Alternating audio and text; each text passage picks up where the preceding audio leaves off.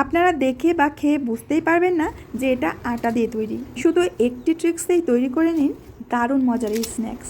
খেতে ভীষণই টেস্টি হয়। একবার বানাবেন তো বারবারই বানাতে ইচ্ছা করবে। বাড়িই তৈরি করুন এমন দারুণ চাট, আর বাইরে থেকে কিনে খেতে হবে না। আশা করছি রেসিপিটা আপনাদের অনেক ভালো লাগবে। তাহলে আসুন রেসিপি শুরু করা যাক।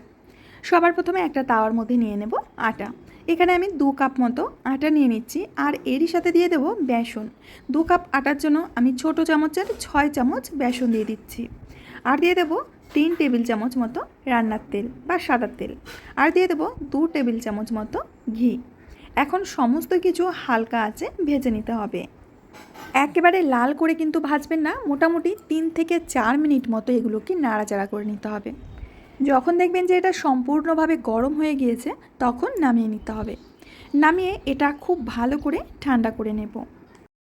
এখন একটা মিক্সিং জারের মধ্যে কয়েকটা গোলমরিচ, 1 চামচ মতো জিরে আর 1 চামচ জোয়ান, এগুলোকে আধ ভাঙা করে নিতে হবে ঠিক এরকম করে। এখন আটার মধ্যে এগুলো দিয়ে দেব, আর দিয়ে দেব কিছুটা কালো জিরে। ভালো করে মিশিয়ে নেওয়ার পর দিয়ে দেব স্বাদ মতো লবণ আর 1 টেবিল চামচ মতো চিনি। সব কিছুকে আবারও মিশিয়ে নেব। আটা কিন্তু একেবারে ঠান্ডা করে নিতে হবে।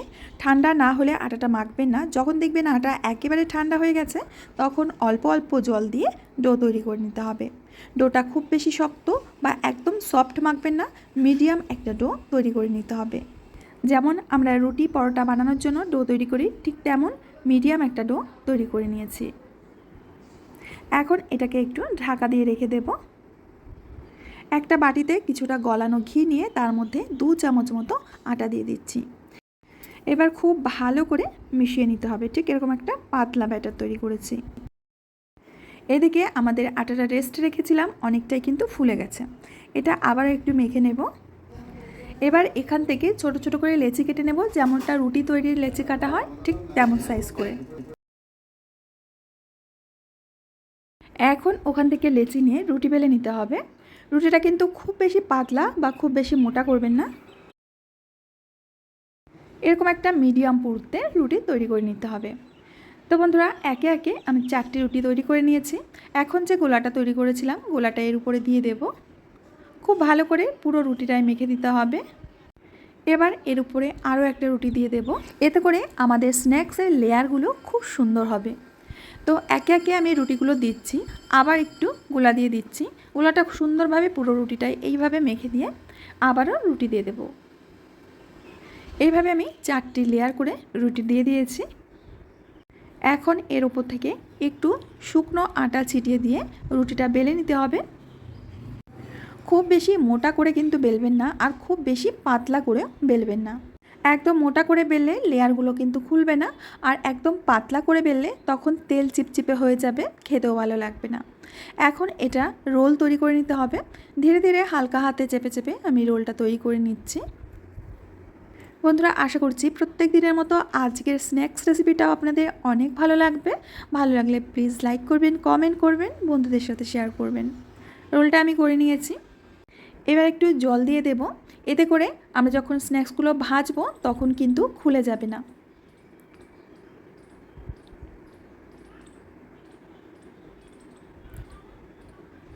এখন আমি স্ন্যাক্সগুলো কেটে নিচ্ছি। আমি চেষ্টা করেছি সমান দূরত্বের করে, মানে সমান মাপের করে কাটতে। তো ঠিক এইভাবে নিয়ে হাতের তালু দিয়ে একটু চেপে দিতে হবে।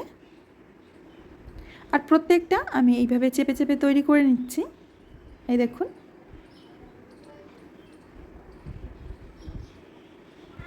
এখন এখান থেকে একটা লেচি নিয়ে হালকা হাতে বেলে নেব। একদম লুচির মতো কিন্তু পাতলা করবেন না, লুচির থেকে একটু মোটা করে বেলে নিতে হবে। তো একে একে সবকটি আমি বেলে নেব।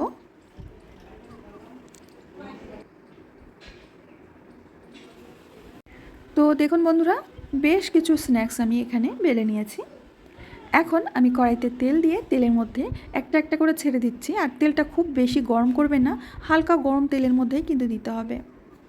আর ধীরে ধীরে দেখবেন যে ওপরে এগুলো ভেসে উঠেছে, আর ধীরে ধীরে লেয়ারগুলো কিন্তু খুলতে শুরু করবে। হাতা দিয়ে ঠিক এইভাবে তেল ছিটিয়ে দিতে হবে। এবার আমি একটা করে উল্টে দিচ্ছি, আর আপনারা দেখতে পাচ্ছেন লেয়ারগুলো খুলতে শুরু করেছে। মিডিয়াম আঁচে উল্টে পাল্টে স্ন্যাক্সগুলোকে ভেজে নেব একদম ক্রিস্পি করে। আর এইগুলো ভাজতে প্রায় 10 থেকে 12 মিনিট সময় লেগে গেছিলো। তো ভাজা হয়ে গেছে, আমি তুলে নিচ্ছি।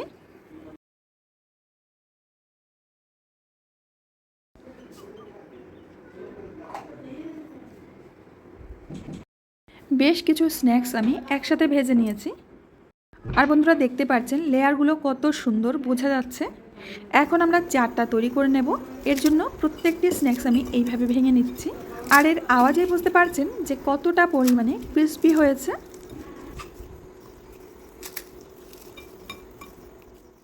এর ওপর থেকে ঠান্ডা ঠান্ডা টক দই, সাথে পেঁয়াজ কুচি আর কিছুটা গাজর কুচি, সাথে দিয়ে দেব শসা কুচি আর দিয়ে দেবো ধনেপাতা কুচি।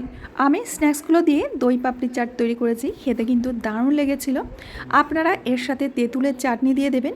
তো আমি একটা চাটনি দিয়ে তৈরি করেছি আর একটা চাটনি ছাড়া তৈরি করেছি, দুটোই খেতে কিন্তু দারুণ হয়েছিল।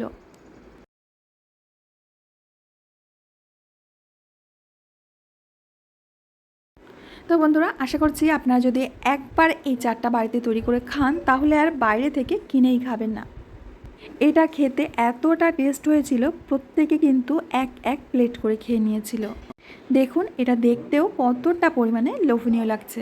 তো আমার প্রিয় বন্ধুরা, আশা করছি আজকের রেসিপিটা আপনাদের অনেক ভালো লেগেছে। ভালো লাগলে অবশ্যই লাইক কমেন্ট শেয়ার করবেন। আমি আজ এখানেই বিদায় নেব, আবার আসবো নতুন রেসিপি নিয়ে। ততক্ষণের জন্য সবাই ভালো থাকবেন, সুস্থ থাকবেন। নতুন বছরের জন্য অনেক অনেক শুভেচ্ছা ও ভালোবাসা রইল।